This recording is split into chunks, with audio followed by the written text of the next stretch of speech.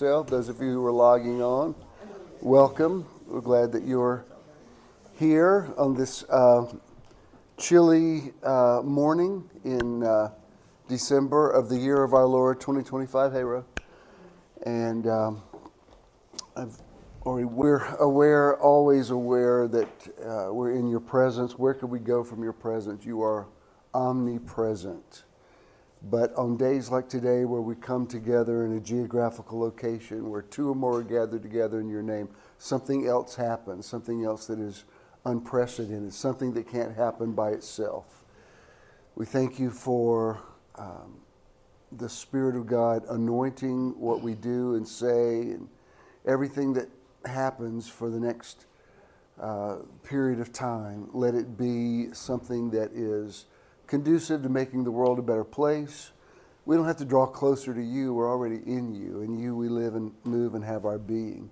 But on days like today, we become more aware, more conscious of the God that we serve and love and worship and are. And in you, as He is, so are we in this world. We thank you for that promise. Thank you for making today very special. We thank you for it in your name. Please remain standing. Let's do the Lord's Prayer with some addendums. Our Father who art in heaven, presence of divine love and light that lives within us and within all of life, hallowed be thy name. We invoke the powerful creative nature of all that is sacred and holy. Thy kingdom come. We embrace the healing essence that is the kingdom of heaven within us. Thy will be done. We accept our greatest good as we align with our divine nature, on earth as it is in heaven, knowing that the affairs of our lives reflect our evolving consciousness. Give us this day our daily bread. Each day we receive great blessings from within and throughout all the activities of our lives. And forgive us our trespasses as we forgive those who trespass against us. We accept the divine nature of all things and all people, including ourselves, as we move away from judgment and toward greater awareness of divine presence. And lead us not into temptation. We shall be vigilant in expressing and experiencing the oneness with all life. But deliver us from evil, as we are learning to live without fault-finding and suffering. For thine is the kingdom and the power and the glory forever and ever. For we accept the consciousness of divine perfection with all its power and glory right here, right now, and forever. Amen, and so it is. Tell the person next to you, there's nobody I'd rather sit by than you, and I really mean it. And then you may be seated.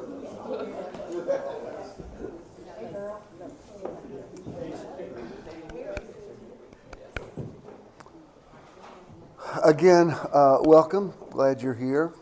And a few announcements. Our outreach this month is Empty Stocking Fund. I think we've probably given to them every December that we've been here, or for several Decembers at least. We've given for 14 years now. We've given to a different organization every month. So by now, every went to get the mail this week, and we're on so many mailing lists. It's like this many, But I'm always glad to see it because it shows all the seeds that we've sown, and it's a real blessing. So listen, I've got a cool announcement next week. This was a surprise. We weren't going to do anything for Christmas this year. It was in my memories today that yesterday was a year since we were at the Hamilton Howell House, which was amazing. A lot happens in a year. I posted a year ago yesterday that it was my granddaughters were in a near fatal car accident. It was a year ago, and they'd survived that. Which now I just found out Sophia's in flight school now. Oh, really? Yeah. So when Christina told me, I said, the girl that flipped a car a year ago, she's flying planes now. She said, yeah, planes are actually safer than cars. Okay. I'm on board with that. Anyway, and I was posting that it's the first time we'd been to the neurologist since Ken's issues, and he'd gotten a clean bill of health, so that was good. Mm-hmm. And I said I'm looking forward. There's something else I was thankful for, and so I'm looking forward to our Christmas party tonight and going to New York next week to celebrate our 10th wedding anniversary, which we did. And I said, and I'm really looking forward. I said, Dr. Sheila's bringing my Peachtree Road race. I can't believe that was a year. She made a quilt of my T-shirts. It's just amazing all that. It was good, but poignant. You never know. Come in. It certainly never occurred to us. Come in. Hey, come in. Am I at Metro this morning? I don't like what. You said it yesterday. Huh? You said it yesterday. You said it's so full, you'll never find a park. I did. You did. Maybe I spoke this into existence. I'm getting back to my announcement. I called, if you didn't hear, Karen's mom passed away a few hours ago. So I called her about it. She says, well, I'm freed up to come to Metron tomorrow.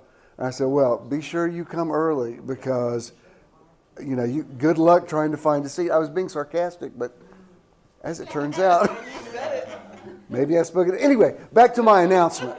So we were going to do anything this year. I checked with them to make sure. Sometimes people give and they want to remain anonymous. Chandra and Larry are treating us next Sunday here to a Christmas lunch, I guess. The guy, they're setting it up. He's going to be here around 12:30. He's a celebrity chef. I'm not sure what the menu is, but when Chandra called me last week, she said we would like to do this for Metron, and I said okay, if you're sure. I said we were going more low key this year, and she says no, we really want to do this. She said what kind of menu do you want? I said well, what are my options? She says you can have soul food. I said let's go with that, soul food. So I'm not sure what that means exactly, but it was this is really cool. So Johnny Almanza is going to be here playing the cello. I'm just going to say he's going to be here playing. That's what I'm going to say. Even though his cello was stolen out of his car, I believe he's going to figure it out. And I'm just, I don't want to doubt him. I texted him last week. I said, "You're still on for the 21st, right?" He was like, "Yes." I said, "Okay." I'm going to take that as an affirmation. I asked Chandra, I said, "You want to sing?" She said, "I'm doing food, so I'll do whatever you want to do." Eddie, you're always welcome to sing. I don't know if you get tired of me making you sing the same song every. All right, well that's our Christmas tradition. I didn't know you're such a celebrity now. I don't know if I can afford you. Eddie's got such a huge following. Say what? Eddie's got such a huge following now. He's such an online presence. He and Ava both. Ava's like a celebrity. I don't know if you follow all the stuff that happened with her. Every time I look on, like y'all are in a movie, or so I can't even keep up with it all. So, all right, who knows? What? Y'all can't afford me. I don't know. We'll see. Tomorrow's the 15th. I just asked Avery. I said, "Am I getting my paycheck tomorrow?" She said, "Well, you're gonna have to wait on it." I said, "Okay, so we'll see." Hit me with a few cash apps today. I could sing. It could happen. So anyway, this is a great, wonderful surprise, and I love that they're doing that. Chandra's in. She's in 2 movies right now. I saw the first one. There's another one. She sent me the link. I haven't watched it yet. Come on in.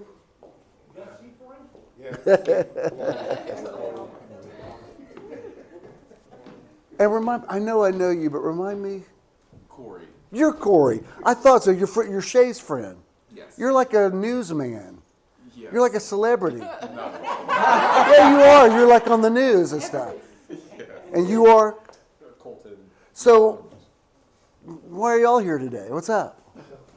Just trying to be church. Having churches. Yeah. Oh, yeah? Yeah. Lock them down now.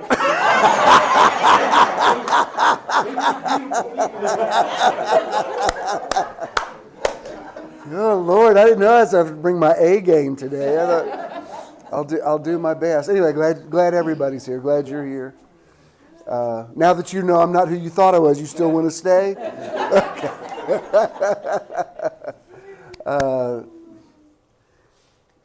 I mean, that is my family. I believe God led me here because He already knew I was going. Okay, good.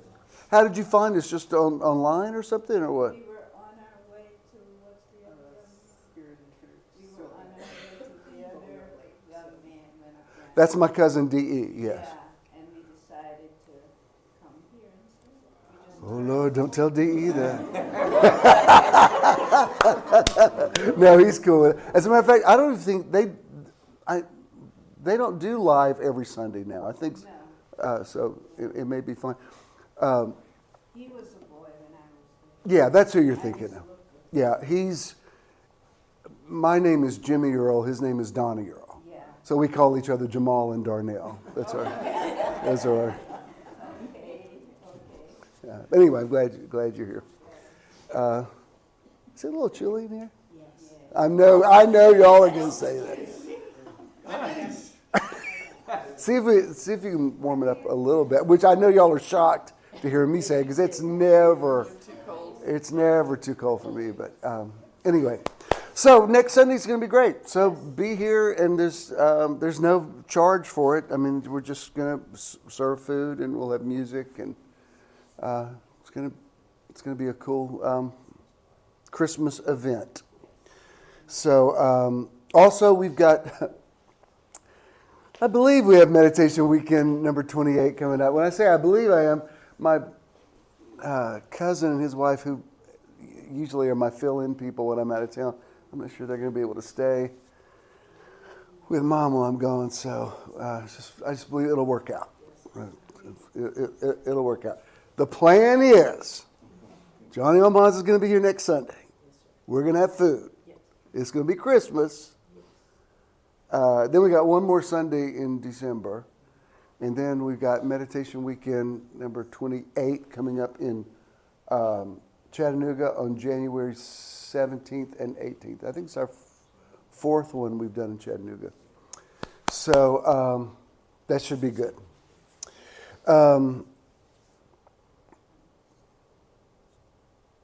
Yeah, I'll wait on the picture stuff. Let me just go ahead and get into the teaching. Charles, let's do about a 5-minute meditation, please. If you've never done this with us, you're not about to become a Buddhist. Jesus meditated. You're fine with it. Just relax, both feet on the floor. Clear your lap. Relax your hands. Whatever feels right to you. Meditation is mostly about breath. In the scriptures, breath and spirit are used interchangeably. In the Old Testament, it's ruach. In the New Testament, it's pneuma. We're going to breathe in through the nose and hold it, and then out through the mouth. So let's go in. Big breath. Hold. Exhale. Let yourself relax. Inhale. Hold. Exhale. In.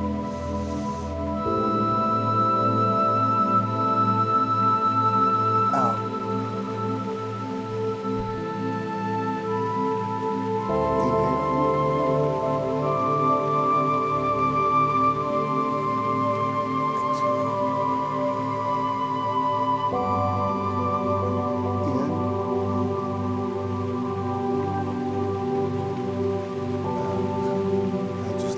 Become silent. The Lord is your shepherd, you shall not want. He makes you lie down in green pastures.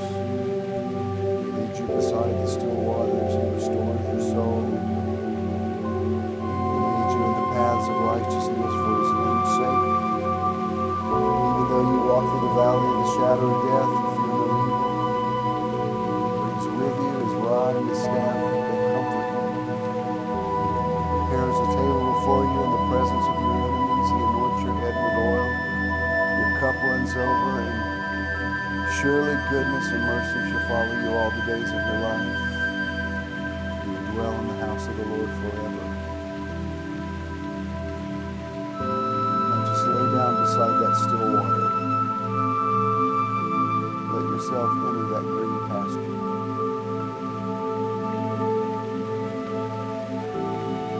Jesus said, consider the lilies, how that they do not toil or spin. Whatever you're worried about today, whatever you're anxious about, just let it go.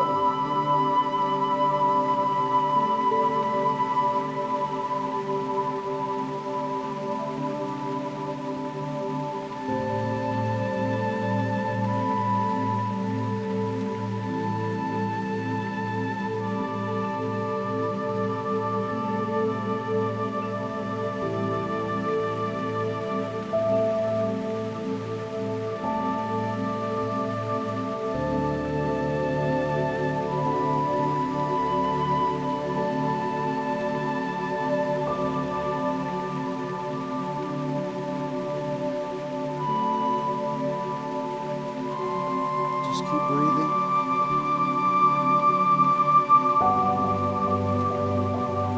Let yourself remain in a relaxed state.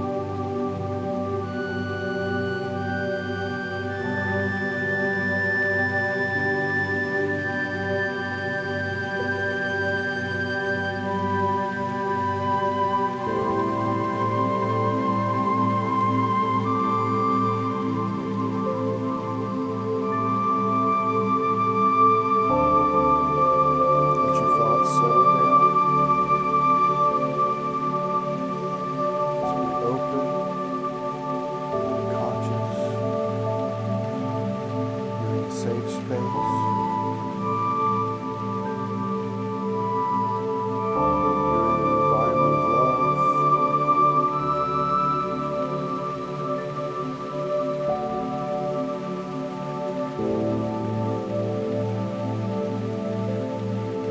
Now let's make some affirmations.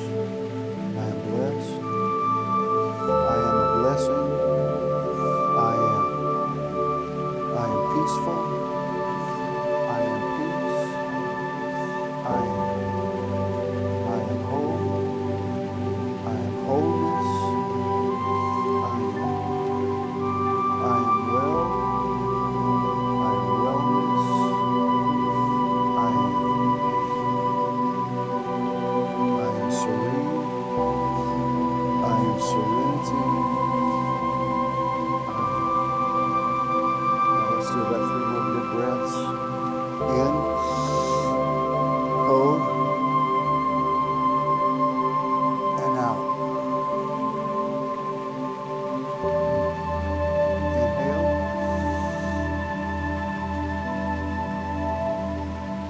Exhale. One more good one. In, fill up your lungs. Hold it. And out. Beautiful. Thank you, Charles. That was a good one. Y'all are getting very good at this. Y'all come on in. Welcome to the Metron Live podcast, coming to you from the Atlanta Theater and the podcast people. Hello, podcast people. The people of Podcastia. As always, thank you, Charles McFall, the rock god of podcasting, who makes this possible. Lo, these many years. I have the best tech team in the entire world. Love you guys. Let's give it up for the tech team one more time. I'm not doing a series for December. Last week, of course, the whole service was about Dr. Sheila. And let me say, I've never done that for anybody else. I did that for Leona because we did a funeral for Leona. I mean, I said those things. For Sammy, I did a funeral for Sammy. I didn't for Das. They didn't do a service, but Das wasn't here that much. But I just want you to know, I don't think anybody would resent that we did that. It's just, it was necessary that we did it because I had some things I needed to say about her and had no other outlet for it. So thank you for understanding that. And Charles did a good job putting that into podcast form, as he always does. But I do want to share something that I think is important today. I'll go ahead and give you the title. no room in the inn, holding space for the miraculous.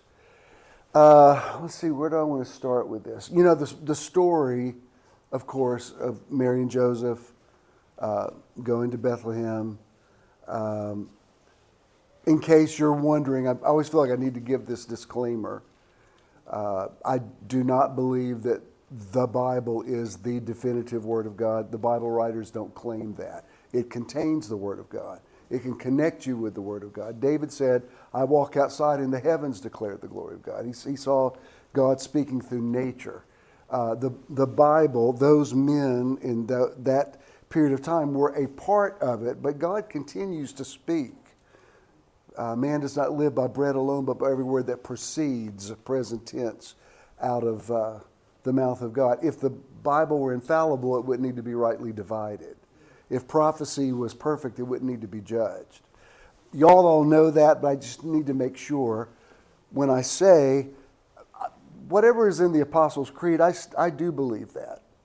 So I still believe in the virgin birth, and I believe in a literal resurrection. A lot of my contemporaries do not. To me, it's like, no, that's sacrosanct, and I'm just going to believe that actually happened. And again, you all know that. I just want you to know what you're dealing with. Because sometimes especially when I have people that have never heard me before, sometimes I'll be in the middle of a sermon and I'll say something, I can tell they're really shocked by it because they'll be like, oh my God. And sometimes people go like that. So I want to go ahead and get that out of the way. I like to put my controversial stuff up first. Sort of get that out of the way. So you know the story. In fact, Michelle, can I throw you a curve? Will you show me the cartoon that's point number 3? I would like to show that first. Okay. This is he's actually a cartoonist who does like he's famous for doing superheroes. But, and his name is, remind me what his name was? Everett Patterson.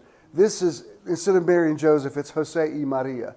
And this is just brilliant. Let me show you this. It's showing Mary and Joseph in a modern context. And the more you look at this, it's like she's instead of being on a donkey, she's on that. Hey, bud.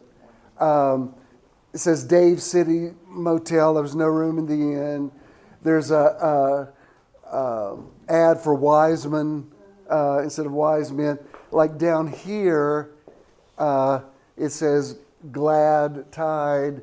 There's Joseph. He's using the phone book trying to find a motel they could stay in. Star Beer up there makes the star. If you notice the thing around her head, Save More, which is like an homage to salvation. It makes like a halo. He's got a halo. The graffiti there is Ezekiel 3:15 and 16. He shall be a shepherd. Like everything on it, the more I've looked at it, it's like, where's Waldo? I keep seeing more and more things. And now he actually did this in 2014. These days, this is even more relevant. You know, I mean, you could, they're actually, this is happening around the country. People are making statements about ICE in nativity scenes, and people are coming to blows over it because anyway, that's my point. Is not to become political. I just found this very compelling. They're in the rain, and if you notice the little sprout that's coming up between the cracks is like a root shall stem out of Jesse, and everything. There's not anything in there that's by accident. And I love that they're Latino and people of color. They're brown. I just think that's really, really beautiful. And now, since we started with 3, now I'd like to go backwards to number 2. I'm just throwing you. Just stay with me, Michelle, because you think I'm over here, and now I'm over here. I went into Starbucks this week, and the barista said, "Venti iced coffee, extra ice, 2% milk." I said, "What are you calling me, predictable?" He said, "Well, that's what you always order." I said, "No, in this changing world, I'm something that you can depend on." Anyway, let me go back to point number 2, if I may. This is out of Luke in the Now. And, the beginning of the story is there went a decree from Caesar Augustus that all the world should be taxed. Linus quotes it in a Charlie Brown Christmas. This is from Luke in the Now, Gospels in the Now. It's authoritatively saying to them, do not be afraid. I am here to announce good news to you, good news of a great and joyful event and of a new reality. And this good news, this new reality is for all people everywhere. It is for the entirety of humanity. This very night, a Savior has been born in the city of David, a Savior who will perfectly embody the Christ and will be known as the Lord. If you seek him, you will find him, and this is what you're to look for: a baby swaddled in a blanket and lying in a feeding trough for animals. As soon as the angel made this declaration, the sky above the shepherds' heads lit up and was filled with a seemingly infinite number of angels who formed a thunderous mass choir, singing God's praises and shouting, "Glory to God in the highest parts of the heavenly realm, and in the earthly dimension, peace to every single person on the earth, and a revelation to them that God's will toward all of humanity is only good." The gospel is universal. The gospel is not Christian. Jesus was not a Christian. He wasn't even a good evangelist. When you look at all the one-on-one interactions he had with people, he never ended a conversation with, "Bow your heads and ask me to come into your heart." Never. He was like, "Yeah, I'll come." I mean, I'm telling you, I know I refer to this a lot, but when the centurion comes to Jesus and he says, "I've got 100 men that are under me, but one of them is," he used the Greek word pais, which it literally means an older man who's in a relationship with a younger man. Jesus knew exactly what he was talking about and didn't flinch. He didn't say, "Y'all are living in abomination." He said, "Yeah, I'll come heal him." And the man says, "No, I'm not worthy that you come under my roof." And he says, "No, he said, you speak a word only and my servant will be healed." And Jesus turns to his disciples and says, "That's the greatest faith I found in all of Israel." But he didn't ask the man to convert. He didn't ask him to kick his boyfriend out either. What? See, I thought I'd already said all my controversial stuff. And yet there's more. When the Magi came to Jesus from Persia, they were Zoroastrians. They did not convert to Christianity. They said, "Where is he who's born the King of the Jews? We've seen his star in the east. We've come to worship him." They came to worship him, and then they went back to Persia and remained in Zoroastrianism. What is Zoroastrianism? Have you ever seen that yin and yang thing, the black and white? That's where that came from. Again, Jesus not a Christian. Christmas is for everybody. I'd written some of this years ago, but I added to it last week. It's in my cover. It's the copy on my cover photo.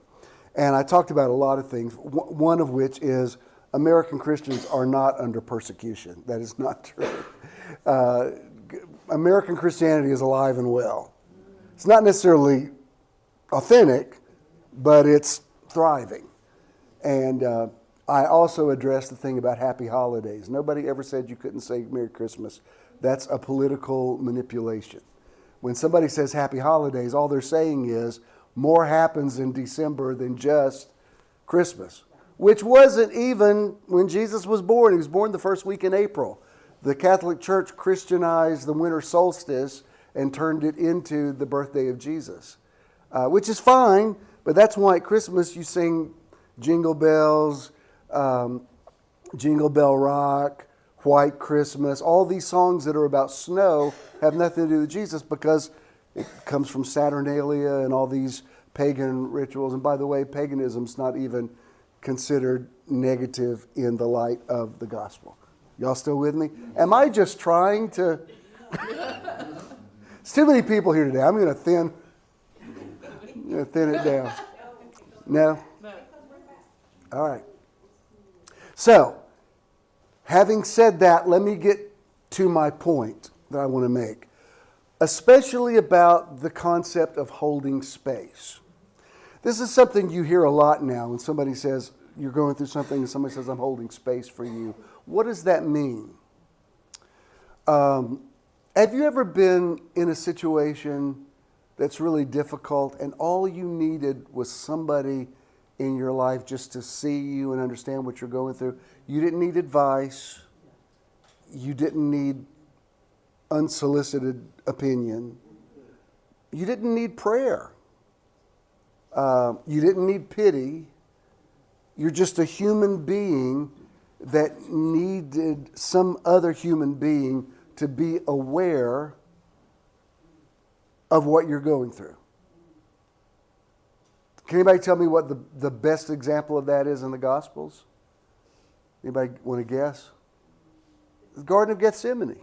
When Jesus he's in the inner sanctum and he comes out to his disciples, he says, can't you guys just wait with me an hour? I just need you. I don't need you to fix this for me. I just need you to be here. But they had wine at the Last Supper and they couldn't stay awake, and finally said, all right, don't worry about it. But that's all that sometimes we want. What's that got to do with the miraculous? Well, I've had this conversation with several people. Tricia and I have talked about this on several occasions this year. I talked about it yesterday. Howie called me and he'd had retina surgery a few years ago. It was pretty serious. And yesterday when he woke up, he was seeing something that he shouldn't be seeing in his eyes. It wasn't floaters. It was, and he says, I found an ophthalmologist who can see me. He said, I just want you to be aware of it. I said, I'm sure it's nothing. And of course, I'm going to send you healing vibes. But can I just say, the smartest thing you can do right now is just relax. Which he went and come to find out it was an ocular migraine. It had nothing to do with the retina thing. But it's one of those things when you've had a situation. His father's blind. His father, was blind from glaucoma.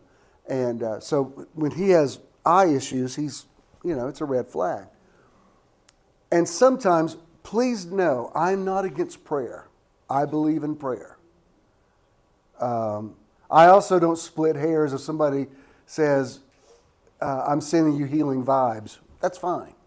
Somebody says, I'm sending healing energy. Good. If you're really in pain or you're freaked out, you don't really care what somebody sends. Sent somebody in my family some healing energy, and they didn't send it to me, but they posted something passive aggressive that I recognized.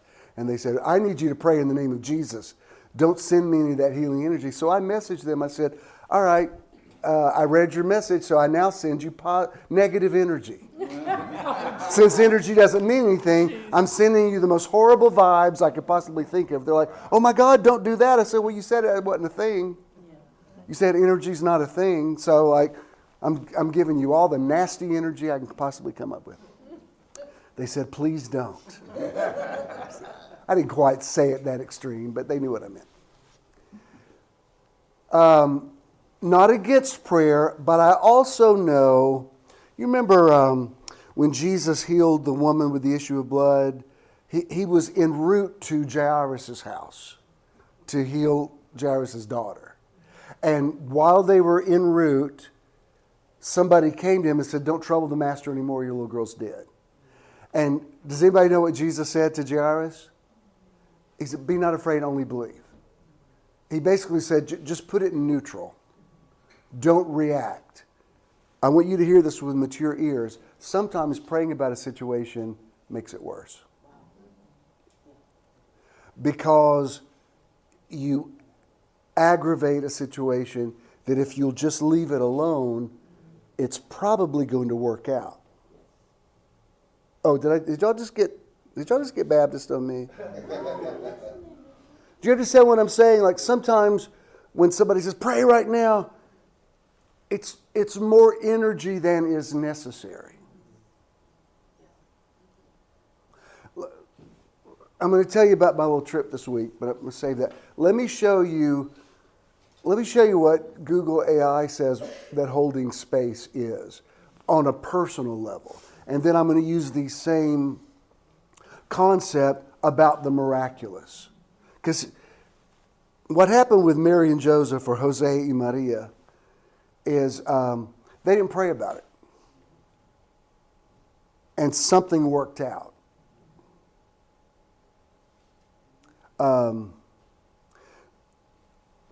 there's great power in believing that things are going to work out. Come on. Yes. Amen.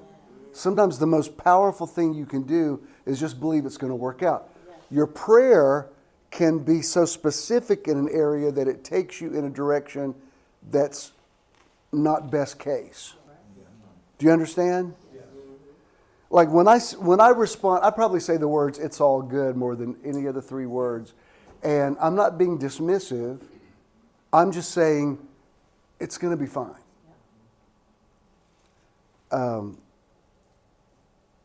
Was it Sunday before last? You told me that Tricia had to go in for a PET scan, right?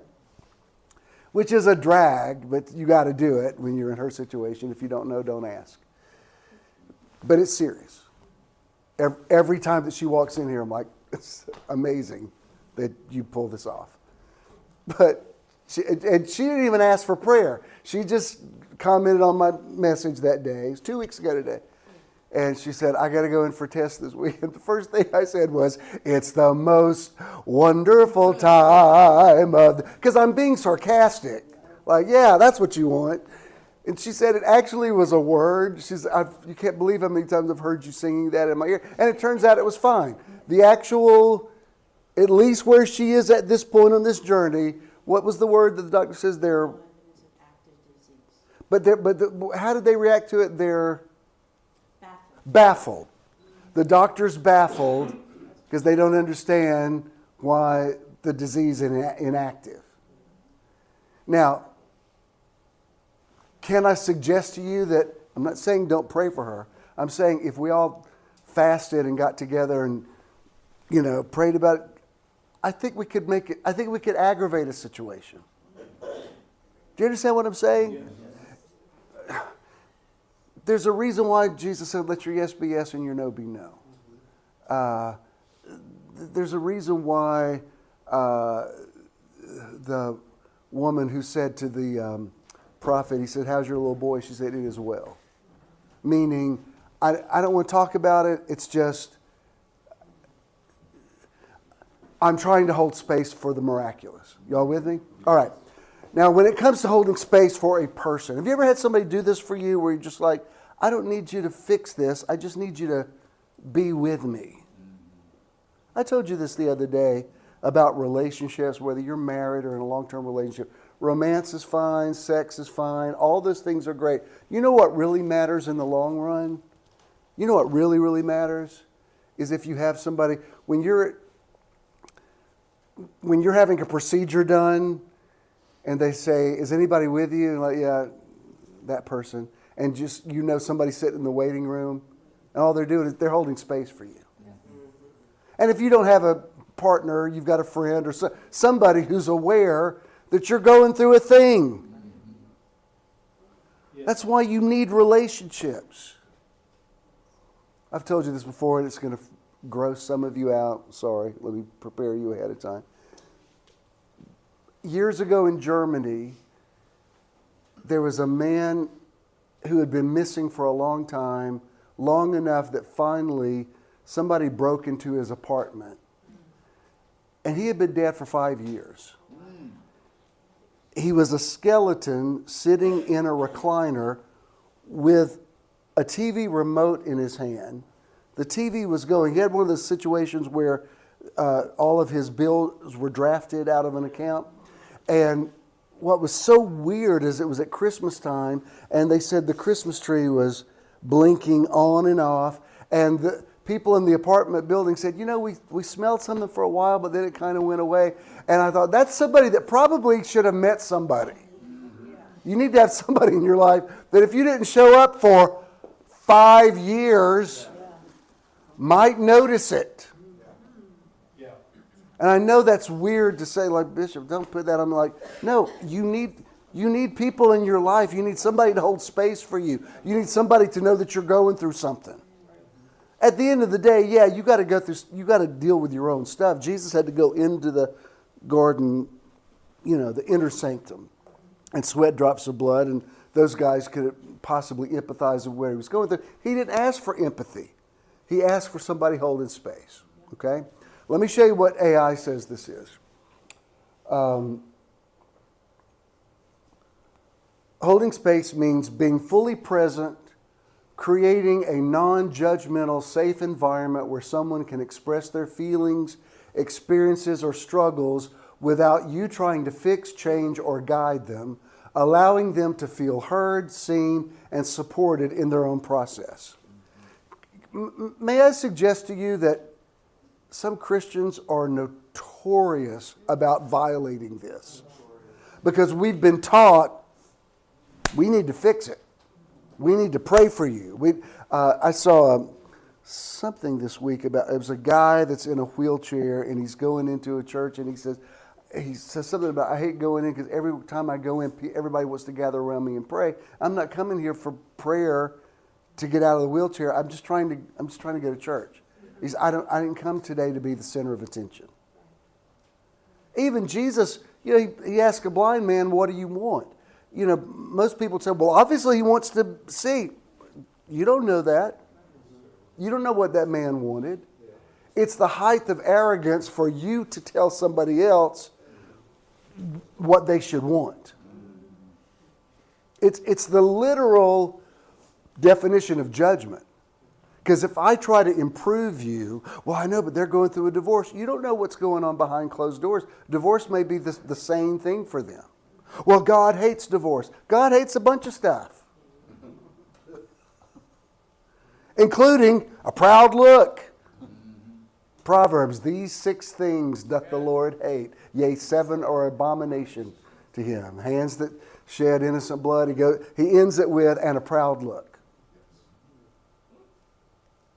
You remember before you had kids, what an expert you were on child raising?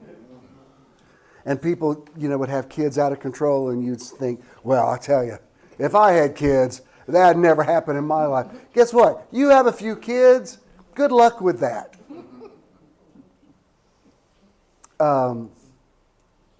It's so easy to pass judgment on somebody else's marriage if you're basing it on your definition of marriage. You don't know what's going on in their life. You have no idea. What was the word cudgel? Is that the thing that people use something to club somebody with? People use the Bible as a cudgel. I hope I'm not using that word wrong. To say, this is what the Bible says you're supposed to do. No, that's what some guy several thousand years ago said that he thought God thought about it. Y'all still with me? All right, go on. It's about compassionate witnessing, offering a safe container for their emotions and simply being there, which builds trust and deeper connection. Here's key aspects of holding space. Presence, being authentically and undistractedly present in the moment, focusing on the other person's experience. You ever been going through something and somebody's talking to you and you're like, you're not even hearing what I'm talking about? I remember years ago, one time there was a big church in Nashville where like all the country stars go and a lot of the gospel stars go. And I was up in Nashville for something and I thought, they're having Wednesday night service. I'd like to go hear their music. And you would have known people that worked at that church.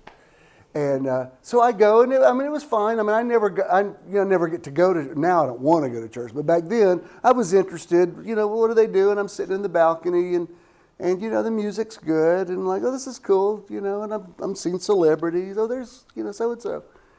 And then at a certain point, the guy who spoke was a good message. It was something I could relate to, and then he said, if anybody wants to respond to it, specifically what he was talking about, if you want to come down here and be prayed for, I'll pray for you. Well, I'm like, okay, when am I ever in a situation, like nobody knows me here? Okay, so I go down, I'm saved. I'm filled with the Spirit. I'm healed. I'm just going because of what that guy was talking about. If you have a response, let's come down and pray. So I'm just like, it's not even a healing line. We're just standing there and he's speaking over us. And I'm like, this is cool. I could use this. I'm into it. One of their counselors comes over who had really bad breath who was up in my face. You can't believe all the stuff. He tried to cast something out of me. Oh my God. Then he's praying for healing. Then he's asking if I receive Jesus as my personal Savior. He's like you ever played that game when you were a kid, that guessing game? You're like, you're getting warmer. You're burning up. Oh, you're cold. You're freezing. This guy, everything he said, I'm like, you're so cold. You're at the North Pole. Penguins are around. You can't believe. And he's like he was so adamant to get me fixed to whatever he thought I needed that finally I thought, now I need somebody to pray for me for being so angry because I just want to sock you in the face. I'm like, shut the hell up. I'm like, I'm not even talking to you. I didn't even ask for somebody to come over here. I'm just like having a moment, where I'm not in charge and I can just stand here and sort of soak up the atmosphere. And you're trying to, you're going down the list. Are you saved? Are you healed? I'm like, no, I'm mad. I wasn't a few minutes ago. I was like, oh, we are the world. And now I'm like, you shut up and get a Tic Tac and move back. That's what you need prayer for.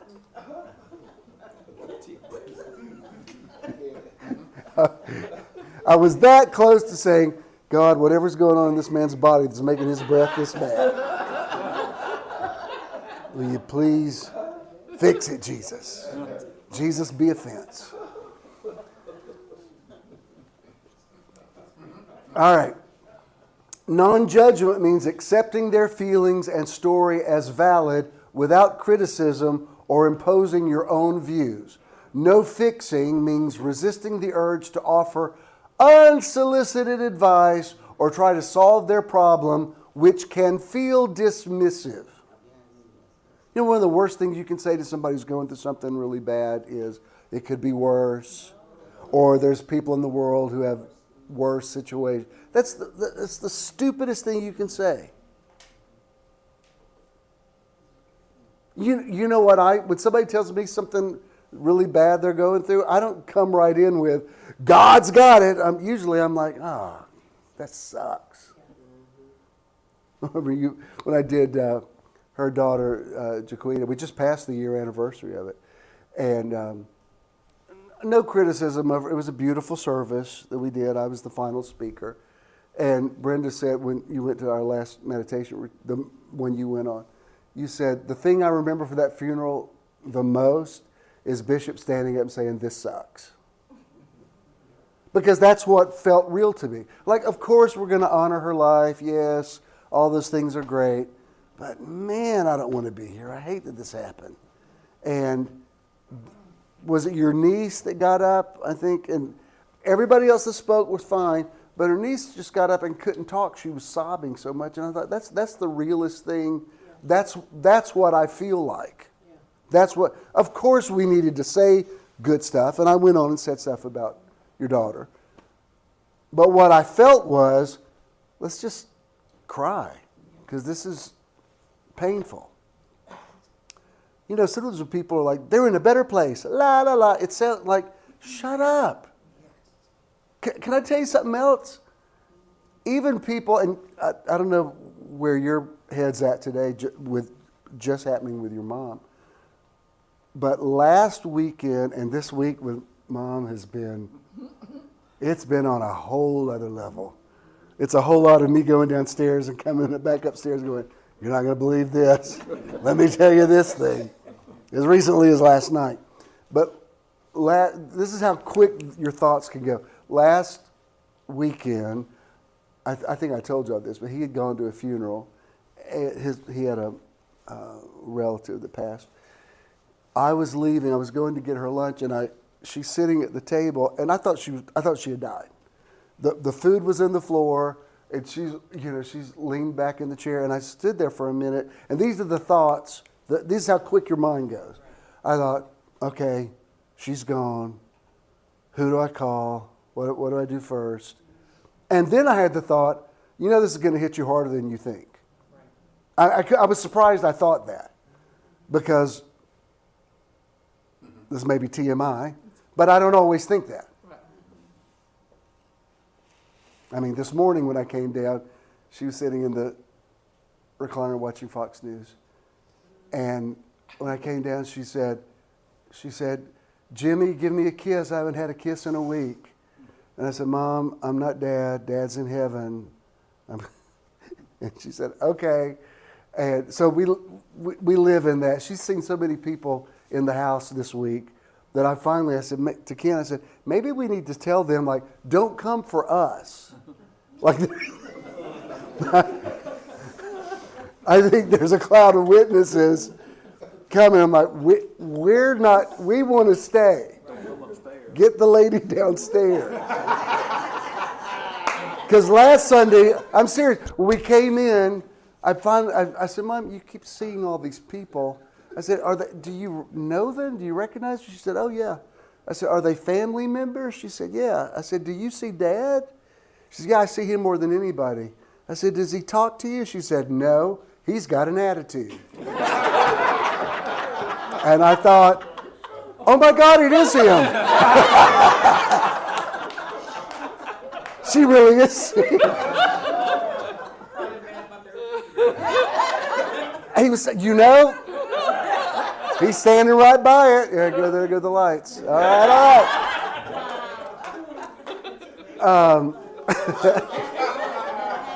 Quit calling them here.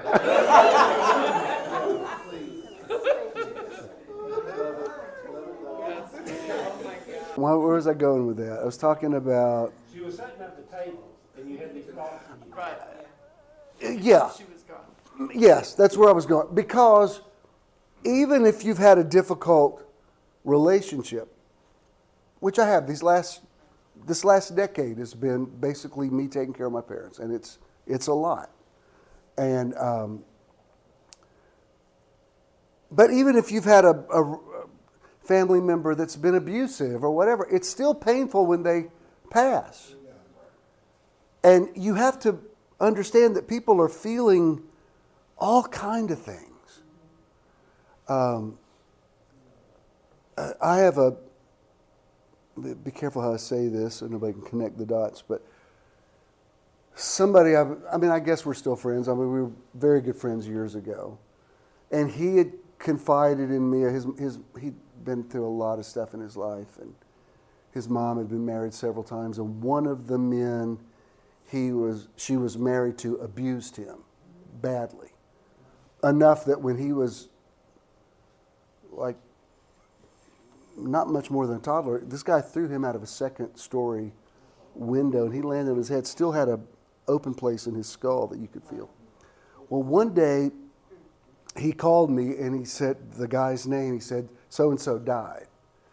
And he said, we don't have anybody to do the funeral. Can you do it? I said, do you still talk to that guy? He said, yeah, I'm singing. I said, you're singing at his funeral?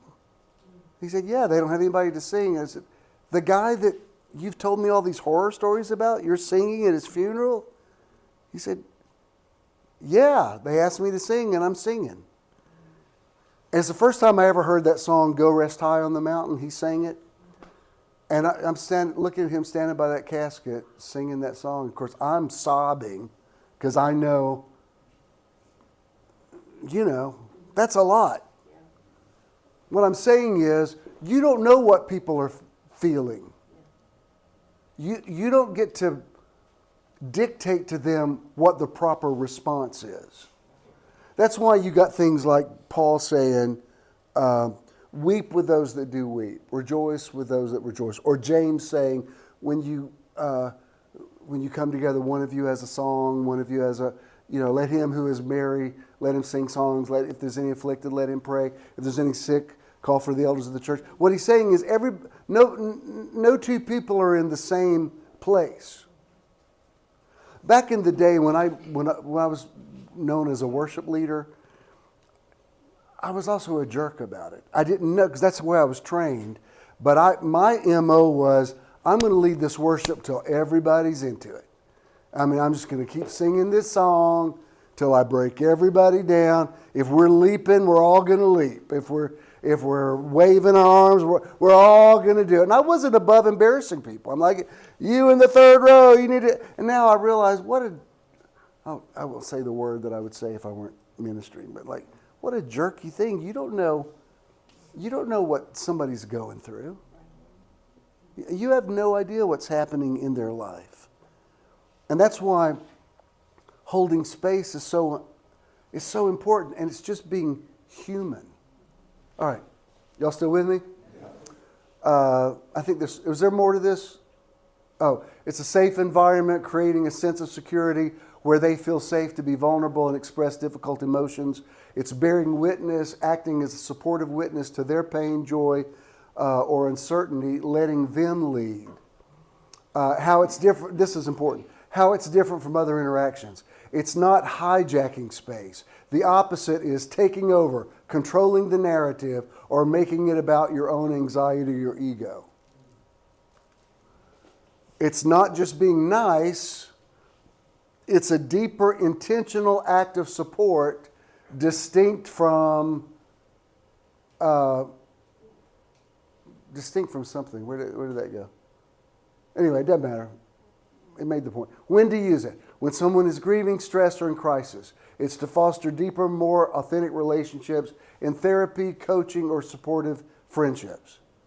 How to do it? Listen actively and ask clarifying questions like, what are you feeling about that? Validate their experience with phrases like, that sounds incredibly difficult, or I can see why you'd feel that way. Sit with them in silence if needed, offering your quiet presence. Communicate your presence. In other words, saying, I'm here for you, no fixing needed. All right. That's that on a personal level. What's that got to do with Christmas and Mary and Joseph and no room in the inn? All right. Let me say this to you. The miraculous wants to happen. The universe is rigged in your favor. Whether you say, you call it, if God be for me, who can be against me? It's the same energy. Things want to work out. If something is happening, you're thinking where you feel victimized by everything, you're making it happen for the most part. You have to believe that good stuff's going to happen to you. That's just how simple it is. Good stuff happens to people who believe good stuff is going to happen to them. Or if not good stuff, at least that it's going to work out.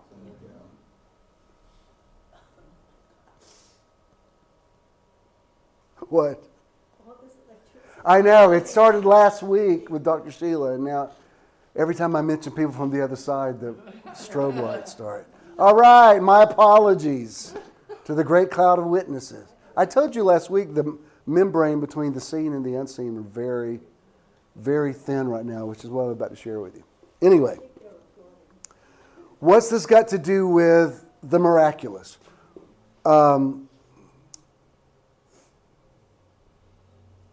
All right, let me tell you my little story this week. All right, I talk about my friend Howie all the time. We met, he was 17, I was 18. The first day I met him, the first thing I remember coming out of his mouth, we were assigned the same campus apartment. There were 6 of us living in this apartment. He wasn't my roommate, he was in the same apartment. I'd never been away from home. It was kind of a big deal for me. I'd never slept in the room with anybody before. I'm an only child to the max. So I remember moving my stuff in. I'm moving it back to my room, and I passed him. He's standing in the bathroom door. I see his bag. He's got his hands on his hip, and he says, I won't say the word in case it's a vulgarity. He says, this bathroom smells like pure, and he says this word that caught my attention because it's a word my grandmother Addie Mae said all the time that I thought was her original word. You know how every family's got their own words for private things and bodily functions and stuff. My grandmother had words you'd never heard before. I don't know if they came from the country or whatever, but it stopped me in my tracks. I said, what did you just say? He said, it smells like pure what? And I said, I can't believe anybody else knows that word. That's like my grandmother's word. And he said, oh, no, we've said that in my family for years. Well, it was an endearing moment that I immediately felt familial to him. That's why some people, because I don't think it's a big shock to know Howie's like me in a particular way. He has a partner.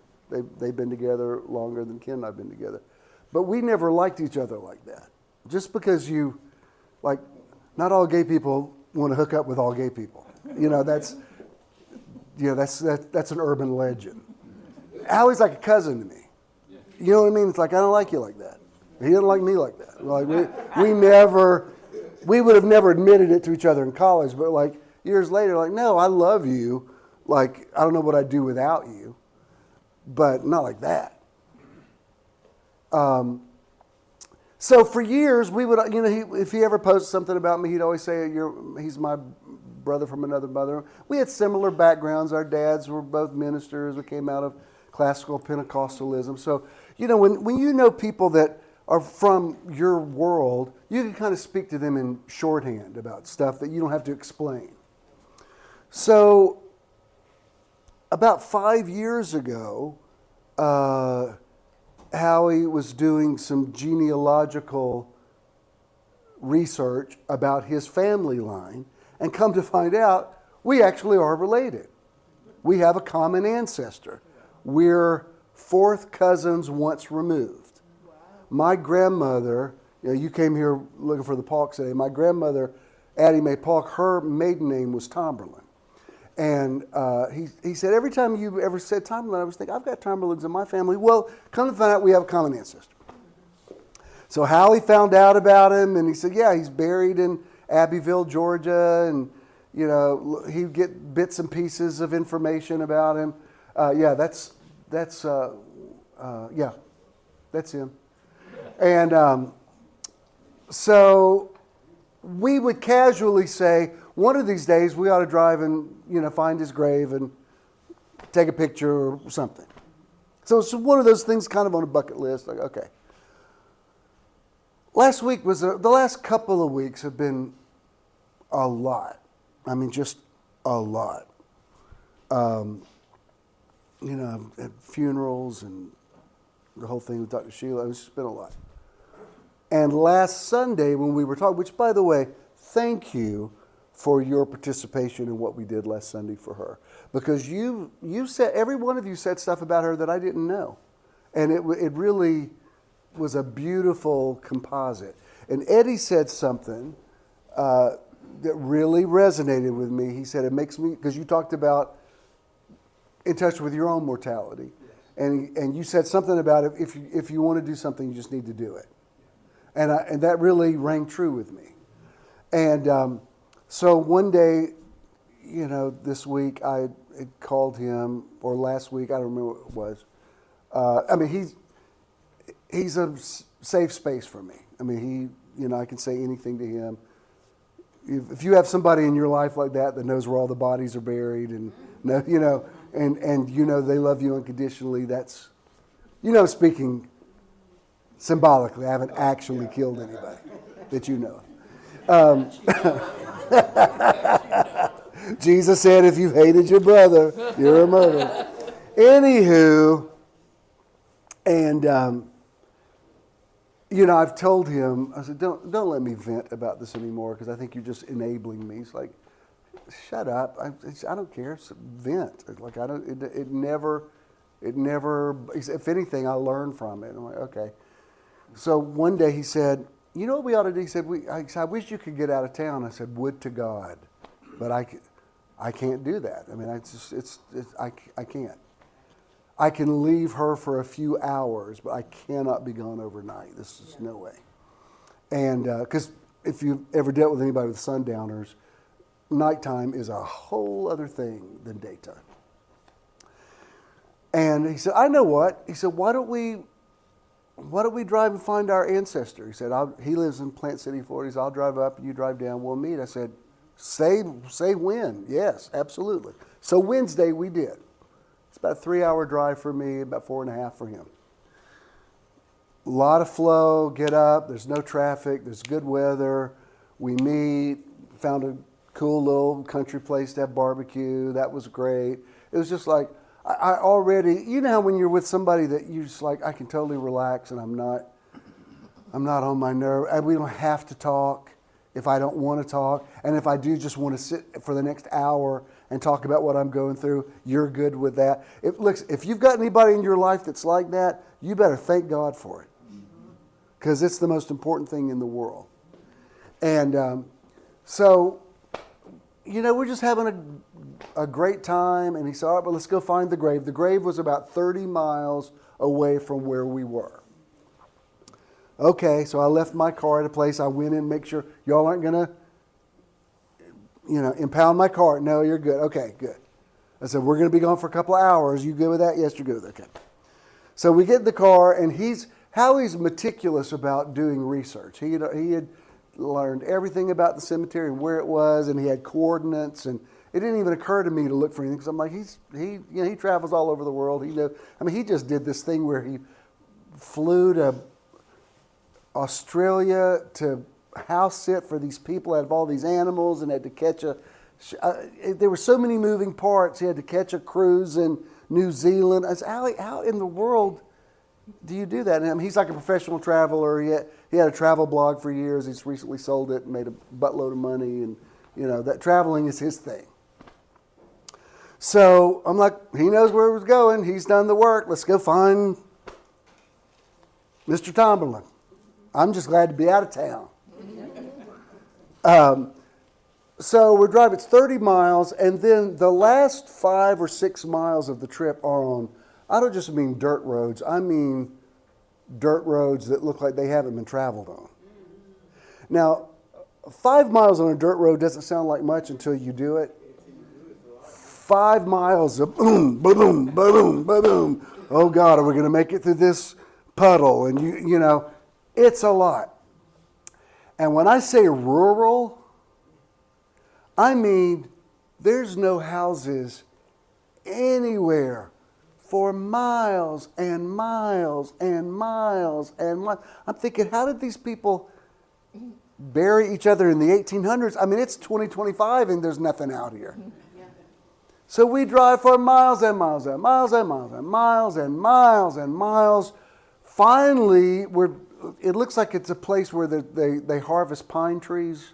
It's a pine forest, and there's 2 of those harvester things on either side cutting down the things.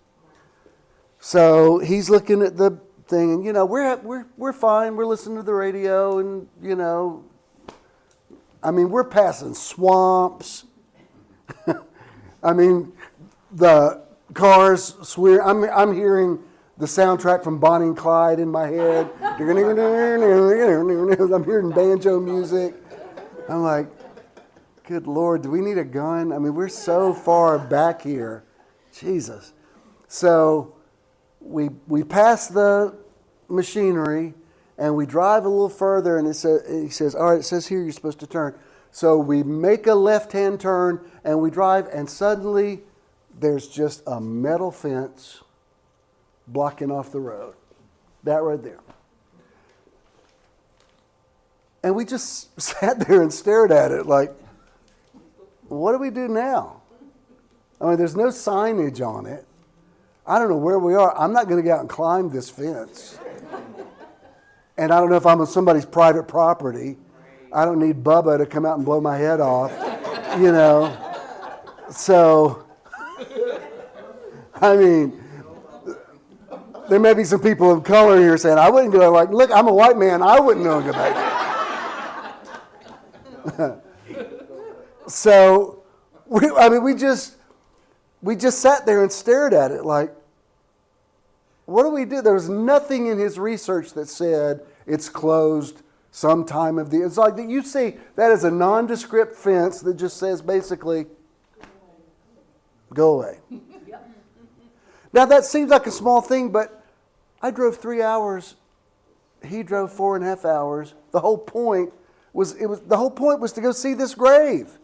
And now it's like, well, now what do we do? There went out a decree from Caesar Augustus that all the world should be taxed.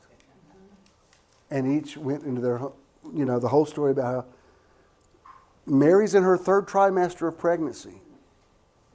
She's got to go with Joseph because she's the only one. Joseph's the only one that believes her story. that's fine that we believe in the virgin birth, but nobody then would have believed in it.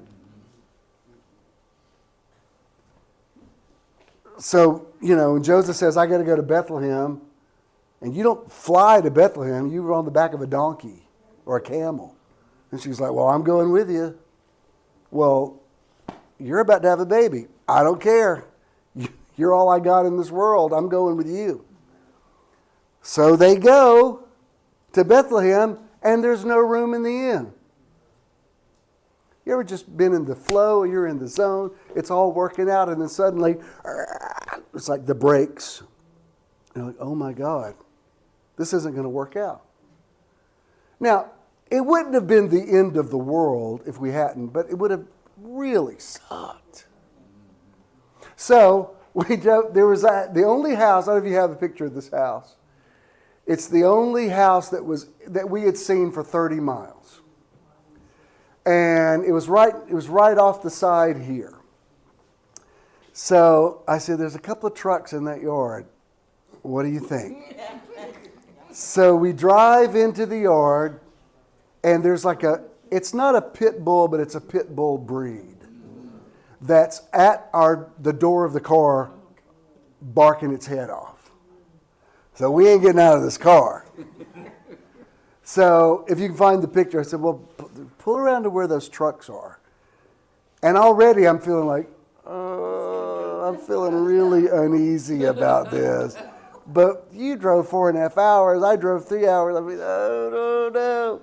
So we drive around, and he said, maybe if we just sit out here, someone will see us and come to the door. Which I'm like, I hope without a double-barreled shotgun. So we sat there long enough, and there were 2 trucks in the yard, and nobody came to the door, that it started feeling creepy. I was like, either somebody sees us and they're ignoring us, you don't go by this house. You drive 30 miles through dirt roads to get to this house. So we're like, well, what do we do? So we sat there a while with the dogs just barking. So if somebody's in there, they have to hear the dog barking. Right. And then I said, I feel like we probably need to get out of this yard. I mean, I've seen too many horror movies that look you're so far out here, somebody could come out, shoot you, and bury you in the backyard, and nobody ever know. Because nobody knows where we are. So he said, yeah. I said, we got to get out of here. So he kind of pulled out back toward the fence, and I just said, all right, we need help. Please help us find this ancestor that we're looking for. But what do? We drive back to civilization? I don't know. So we turn around, and, Yeah, there were the trucks. He got out and took all these pictures later. The truck was around the back. We sat there for a little while. Nobody came out. We said, okay, I'm hearing banjos real loud in my head. So I just said, all right, help us. We need help. If you are going to pray, the most powerful prayer you can pray is, help me. Without necessarily being specific. Because the specificity sometimes works against you. Otherwise, we wouldn't have concepts like exceeding abundantly above all we can ask or think. You ever had something work out before and you're like, oh, this is so much better than what I hoped for or prayed for. This is better. So I said, well, what do we want to do? He said, well, there's only one way back. I guess we'll go back. So we start driving back, and there's now where these, I want to call them combines. I don't think that's what, but they're like this big machinery that harvests pine trees. Now there's a little utility vehicle, these 2 people, older white couple, sitting there talking to one of the guys that's one of the lumberjacks. So we pull up beside them and roll down the window, and they don't say hello. They just looked at us like, because you're so far off the beaten path, you know, they're not really hospitable. It's mostly like, who are you? What are you doing back here? I mean, and I never go into a situation assuming I'm going to be rejected, but on that one, I'm like, I feel kind of unwelcome. So I said, excuse me, do you know where the Tomberlin Cemetery is? And he said, who wants to know?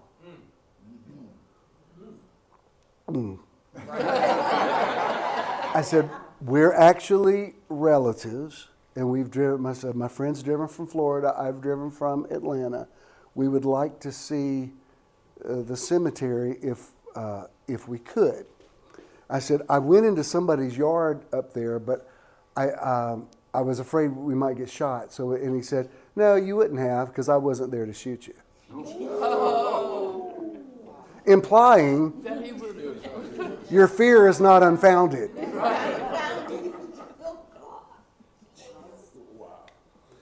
I said, well, there's a fence. And they said, yeah, we had to put a fence up because kids come out back there and which I think that fence is illegal. I mean, I don't think you just put a fence over a road that's without some kind of. Anyway, bottom line is. Who's going to say something way back then? Huh? Who's going to say something way back then? So his wife said, he says, just drive back there and you can go around the fence and find your way through there. Well, I don't want to do that. I don't know where I'm going. And I'm going to get off the road and drive through woods. Like, no, thank you. So his wife says, why don't we just show them where it is? I was like, yeah, what she said, I think. Because then she started creeping me out a little bit. Like,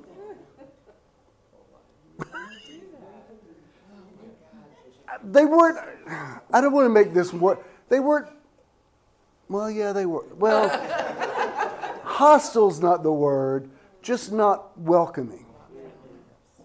It's not like that, by all means. It was clearly a bit of an imposition. However, she said, she said, we'll just drive there. And I don't know if you've got a picture of that little utility vehicle. Yeah, that's them. So this is I think we're going to, this is before you get to the fence. So when we get to the fence, I assume he's going to get out and open it. They don't. They just go around it.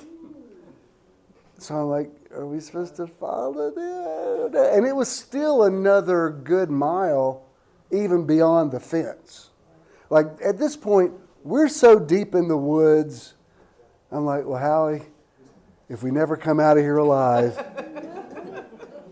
maybe they'll bury us in the Tomberlin Cemetery.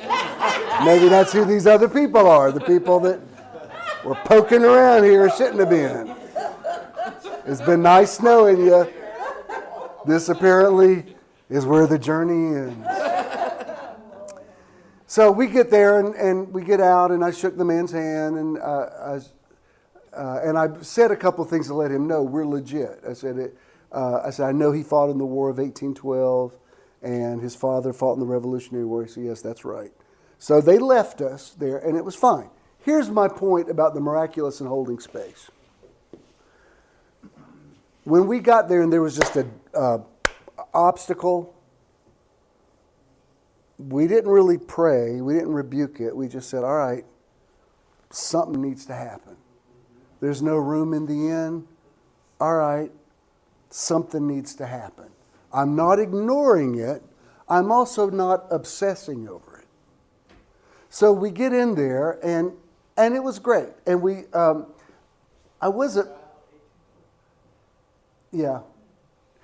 it was really cool. If you just go and show what the rest of the picture. They fenced it in, and these are all people that Howie and I are both related to. And these unmarked graves easily could be slaves. And I found out I had slave owners in my bloodline. I've never looked for it. I think unconsciously I didn't want to know. It can't be that much of a surprise for a white man from Georgia. That yes, that is, and let me tell you something. It's sobering. It's when you actually see it confirmed. It's like, oh my God, really? I mean, you have to judge your ancestors on their times. Like that's what they did. I'm watching a thing right now about Abraham Lincoln and how, you know, he wasn't automatically into abolition. Like he had to evolve into that. And slavery. Let me just tell you something. All these people that said God's going to destroy America because of abortion or gay rights, let me tell you something. If God didn't destroy America over 450 years of slavery, it ain't going to happen. Because there was nothing worse than that. People owning people and breaking up families. I mean, it's the worst. And so on behalf of my ancestors, I apologize and have spent my entire life trying to overcome evil with good. But yeah, that's probably what those unmarked graves are. I'm assuming that must have been where his, I don't know that it was technically a plantation, but it was his estate, had to have been on that property. So that was very meaningful. It made me feel a lot of things. You know, I mean, I'm just, even the significance of you being here today with your touch with this and with Dr. It's like, I don't even know how to word for it. I'm just very aware of the other side right now. And then, I wasn't going to show you this video, but if you've got it, I'll show it to you. Here, a few years ago, you know how he used to have used to have a cabin up in Blairsville. And we used to go every fall and spend time with him. Well, one year, we were up there with him in the mountains, and he said, have you all ever heard of grave dousing? And I'm like, what are you talking about? And he and Jerry had gone to this ghost tour thing, and they're like divining rods. And he said, let me show you, this is incredible. So let's look for a cemetery. So we found some old church up in the mountains that had a cemetery. I said, what do you do? And it's just like an L-shaped thing. You just very loosely hold it in your hand. And he said, stand at the foot of the grave, and when you walk up to where the heart is, without you doing anything, the things will cross and make an X. And I said, no. And sure enough, it did it every time. We did it on every grave out there. And it even responds differently to male or female. And they use it. I mean, it's definitely a pseudoscience, and they use it to find unmarked graves. It's incredible. A year later, we were up there, and we were driving around the mountains. I said, you still have those rods with you? He said, yeah, I carry them all the time. We went to another grave. Did the same thing. Every time, it would just go, it would just do it. And I'm not even sure exactly what it means. Like, is it energy that people leave? I know in Genesis, God says, the blood of your brother Abel speaks to me from the ground, or Elijah's bones when somebody was buried. I mean, something goes on. I don't know what happens when people are cremated. I don't know. I don't have the answers to this. I just know this thing works. So I asked him, I said, do you still have those rods? He said, yeah. This was totally different. It happened so quick. Like, it didn't even wait till I moved up to the heart. As soon as I went to the foot of his grave, it did it. And what was really, I'll show you in this video, I don't think his father is buried there. It looks like it's a marker, because his father fought in the Revolutionary War. And he's buried somewhere else. But when I mentioned him, I said, and his father's buried over there. The thing just went and pointed right to the marker. Let me show you. If you've got that video, show it. I was not exaggerating. That's literally how I was responding.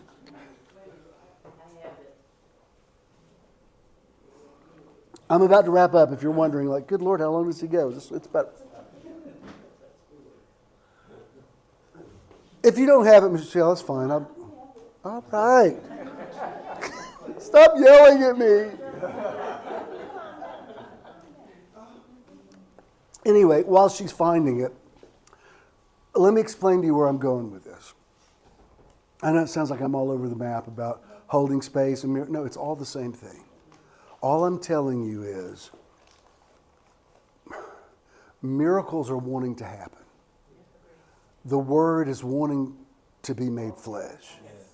And sometimes you just need to get out of the way of it and let things happen. Sometimes when you get when you micromanage it, and I believe in being intentional, I believe in being a visionary, I believe you have what you say, I'm not taking that away. There's a sweet spot between those two things. There's a thing where you speak creatively and stuff does manifest. There's also detachment where you just say, I've said I want this to happen, but I'm not going to try to say how it's going to happen. When the angel appears to Mary, he said, you're a virgin, but you're going to conceive.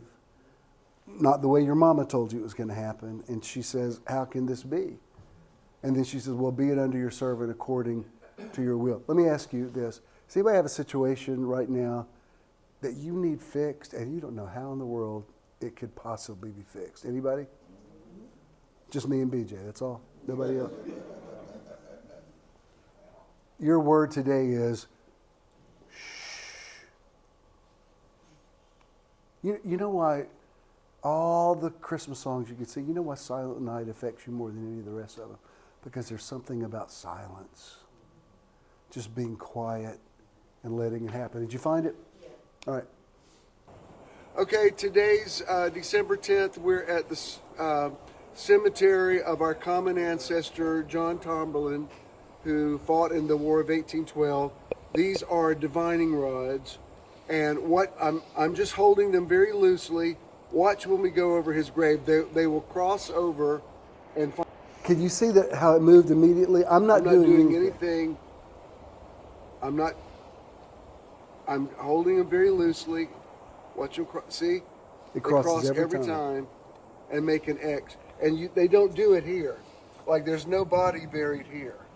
See? You hold them like that, they don't move. You come here. See, it did it again. There they go. Every time. Now watch this. That's the life force. Thank you, Mr. John Tomberlin. And Elizabeth. And Elizabeth.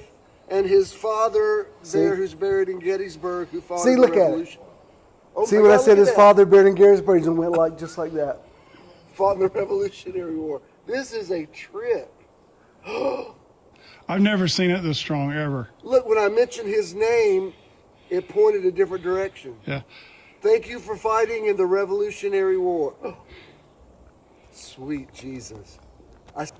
Now here's a point I want to make about that. We're at the we've done this a lot on graves. The energy was even higher. And how he said it's like he wanted to be discovered. I said, you know what it makes me think of is that Rumi quote that says, that which you are seeking is seeking you. So I'm not telling you not to pray. I'm telling you to get out of the way of your miracle. There's some things that you need to let happen. I've learned, I can't tell you how many times I've done this for some of y'all, some of you that I've done paintings for, you don't even know. It was the second, you got the second one. Because the first one was good, and I kept looking at it, and I think, all right, it's done. I would say to myself, it's done. And then I keep looking at it thinking, yeah, but it would look better if I did. And at 2 o'clock in the morning when you try to do something, you can mess it up. And then you're like, oh, shoot, I shouldn't have done that. And you try to get it off, and now it's made a bigger mess. And you're like, you know what? If you had just left it alone, it was fine. If I've ever called you and said, your painting is supposed to be ready tomorrow, but I got to wait a minute, it's because I have to start over. Because I've completely messed it up. Now, I've finally learned, I've literally said to myself, the painting is finished, walk away. Turn it backwards, because you're going to keep looking at it. Yeah, but I could make it better. No, it's fine as is. In this season, whatever Christmas is, the winter solstice, all of it, believe that things are going to work out. And don't overthink it. Can I say I'm preaching to myself right now? Because if you're a visionary and a planner, you can self-sabotage and not even realize you're doing it. Because you're thinking too much. How can I fix it? How can I fix it? Some things don't need to be fixed. Let's all stand. Did you get anything out of this today? Now, if you walk out here and somebody says, what did he talk about? I don't know. He was showing videos of dowsing rods and showing cartoons. I don't know what the heck that was about. Yes, you do. You know exactly what I'm talking about. And you know this is a word for you. Did you get anything out of this today? Yes. Play the outro and then I'll speak a blessing over you. Contributing to Metron is quick and easy. Turn it up. You can give anytime using any smartphone.